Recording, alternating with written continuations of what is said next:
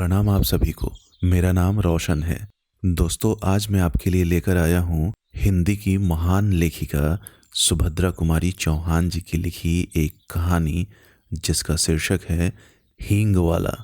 तो आइए शुरू करते हैं कहानी का पाठ। लगभग 35 साल का एक खान आंगन में आकर रुक गया। हमेशा की तरह उसकी आवाज़ सुनाई दी, अम्मा हींग लोगी? पीठ पर बंधे हुए पीपे को खोलकर उसने नीचे रख दिया और मौलसीरी के नीचे बने हुए चबूतरे पर बैठ गया। भीतर बरामदे से 9-10 वर्ष के एक बालक ने बाहर निकलकर उत्तर दिया, अभी कुछ नहीं लेना है, जाओ। पर खान भला क्यों जाने लगा। जरा आराम से बैठ गया और अपने साफे के छोर से हवा करता हुआ बोला, अम्मा हींग ले लो अम्मा, हम अपने देश जाता है, बहुत दिनों में लौटेगा। सावित्री रसोई घर से हाथ धोकर बाहर आई और बोली, हींग तो बहुत सीले रखी है खान, अभी 15 दिन हुए नहीं, तुमसे ही तो ली थी। वह उसी स्वर में फिर बोला, हेरा हींग है माँ, हमको तुम्हारे हाथ की बोहनी लगती है, एक ही तोला ले लो, पर लो जरूर। इतना कहकर फौरन एक डिब्बा सावित्री के सामने सरकाते हुए कहा, तुम और कुछ मत देखो माँ, यह हींग एक नंबर है, हम तुम्हें धोखा नहीं देगा। सावित्री बोली, पर हींग लेकर करूंगी क्या, ढेर सी तो रखी है। खान ने कहा, कुछ भी ले लो अम्मा, हम देने के लिए आया है, घर में पड़ी रहेगी, हम अपने देश को जाता है, खुदा जाने कब लौटेगा। और खान बिना उत्तर की प्रतीक्षा किए हींग तौलने लगा। इस पर सावित्री के बच्चे नाराज हुए। सभी बोल उठे, मत लेना माँ, तुम कभी न लेना, जबरदस्ती तोले जा रहा है। सावित्री ने किसी की बात का उत्तर न देकर हींग की पुड़िया ले ली। पूछा, कितने पैसे हुए खान? 35 पैसे अम्मा, खान ने उत्तर दिया। सावित्री ने 7 पैसे तोले के भाव से 5 तोले का दाम 35 पैसे लाकर खान को दे दिए। खान सलाम करके चला गया, पर बच्चों को माँ की यह बात अच्छी न लगी। बड़े लड़के ने कहा, माँ तुमने खान को वैसे ही 35 पैसे दे दिए, हींग की क्या जरूरत थी। छोटा माँ से चिढ़कर बोला, दो माँ 35 पैसे हमको भी दो, हम बिना लिए न रहेंगे। लड़की जिसकी उम्र 8 साल की थी बड़े गंभीर स्वर में बोली, तुम माँ से पैसा न मांगो, वह तुम्हें न देंगी, उनका बेटा वही खान है। सावित्री को बच्चों की बातों पर हंसी आ रही थी।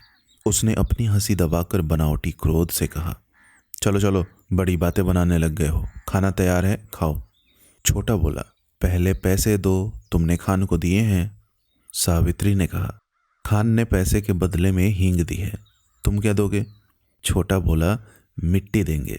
सावित्री हंस पड़ी, अच्छा चलो पहले खाना खा लो, फिर मैं रुपया तुड़वा कर तीनों को पैसे दूंगी। खाना खाते खाते हिसाब लगाया, तीनों में बराबर पैसे कैसे बांटे।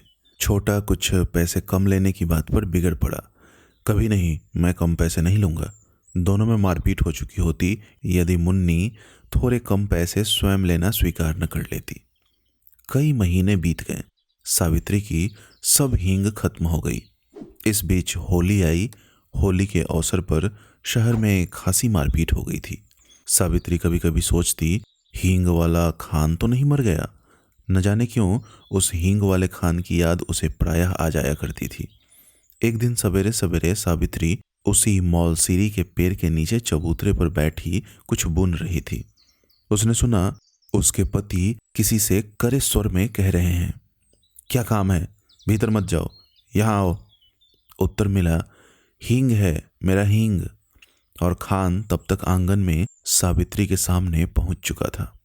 खान को देखते ही सावित्री ने कहा, बहुत दिनों में आए खान, हींग तो कब की खत्म हो गई। खान बोला, अपने देश गया था अम्मा, परसों ही तो लौटा हूं। सावित्री ने कहा, यहाँ तो बहुत जोरों का दंगा हो गया है। खान बोला, सुना समझ नहीं है लड़ने वालों में। सावित्री बोली, खान तुम हमारे घर चले आए, तुम्हें डर नहीं लगा। दोनों कानों पर हाथ रखते हुए खान बोला, ऐसी बात मत करो अम्मा, बेटे को भी क्या माँ से डर हुआ है जो मुझे होता।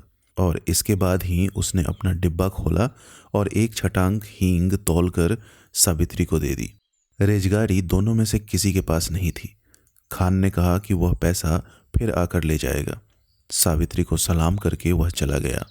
इस बार लोग दशहरा दूने उत्साह के साथ मनाने की तैयारी में थे। 4 बजे शाम को माँ काली का जुलूस निकलने वाला था। पुलिस का काफी प्रबंध था।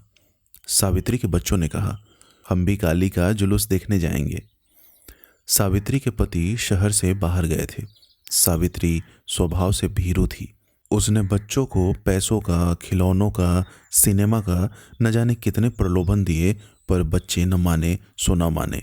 नौकर रामू भी जुलूस देखने को बहुत उत्सुक हो रहा था। उसने कहा, भेज दो ना माँ जी, मैं अभी दिखा कर लिए आता हूँ। लाचार होकर सावित्री को जुलूस देखने के लिए बच्चों को बाहर भेजना पड़ा। उसने बार बार रामू को ताकीद की कि दिन रहते ही वह बच्चों को लेकर लौट आए। बच्चों को भेजने के साथ ही सावित्री लौटने की प्रतीक्षा करने लगी। देखते ही देखते दिन ढल गया, अंधेरा भी बढ़ने लगा, पर बच्चे न लौटे। अब सावित्री को न भीतर चैन था न बाहर। इतने में उसे कुछ आदमी सड़क पर भागते हुए जान पड़े। वह दौड़कर बाहर आई। पूछा, ऐसे क्यों भागे जा रहे हो? जुलूस तो निकल गया ना? एक आदमी बोला, दंगा हो गया जी, बड़ा भारी दंगा। सावित्री के हाथ पैर ठंडे पड़ गए। तभी कुछ लोग तेजी से आते हुए दिखे। सावित्री ने उन्हें भी रोका। उन्होंने भी कहा, दंगा हो गया है। अब सावित्री क्या करे? उन्हीं में से एक से कहा, भाई तुम मेरे बच्चों की खबर ला दो। 2 लड़के हैं, 1 लड़की। मैं तुम्हें मुंह मांगा इनाम दूंगी। एक देहाती ने जवाब दिया, क्या हम तुम्हारे बच्चों को पहचानते हैं माँ जी? यह कहकर वह चला गया। सावित्री सोचने लगी, सच तो है, इतनी भीड़ में भला कोई मेरे बच्चों को खोजे भी कैसे? पर अब वह भी करे तो क्या करे? उसे रह रहकर अपने पर क्रोध आ रहा था। आखिर उसने बच्चों को भेजा ही क्यों? वे तो बच्चे ठहरे, जिद तो करते ही, पर भेजना उसके हाथ की बात थी। सावित्री पागल सी हो गई।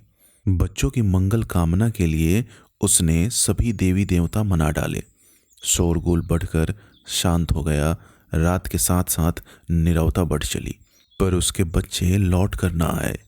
सावित्री हताश हो गई और फूट फूट कर रोने लगी। उसी समय उसे वह चीर परिचित स्वर सुनाई पड़ा, अम्मा। सावित्री दौड़कर बाहर आई। उसने देखा उसके तीनों बच्चे खान के साथ सकुशल लौट आए हैं। खान ने सावित्री को देखते ही कहा, वक्त अच्छा नहीं है अम्मा, बच्चों को ऐसी भीड़ भाड़ में बाहर न भेजा करो। बच्चे दौड़कर माँ से लिपट गए। दोस्तों, उम्मीद करता हूँ यह कहानी आपको अच्छी लगी होगी। ऐसे ही ढेरों कहानियाँ सुनने के लिए आप हमारे चैनल से जुड़े रहें। बहुत बहुत धन्यवाद।